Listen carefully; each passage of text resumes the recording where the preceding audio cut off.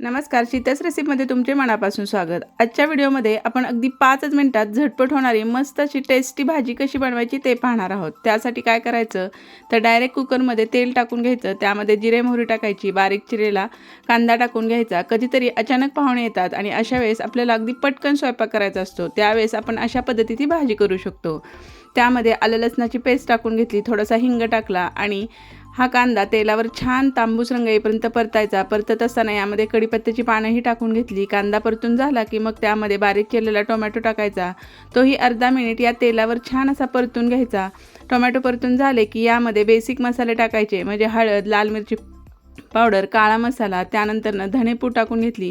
काळा मसाला नसेल तर त्याऐवजी गरम मसाला थोडासा वापरू शकता।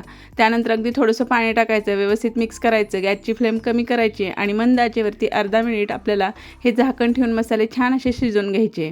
मसाले छान शिजले की मग यामध्ये मोड आलेली मटकी टाकून घ्यायची।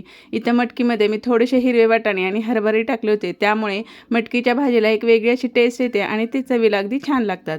मटकी छान या मिश्रणामध्ये व्यवस्थित मिक्स करून घ्यायची, म्हणजे अगदी मिनिटभर परतायची।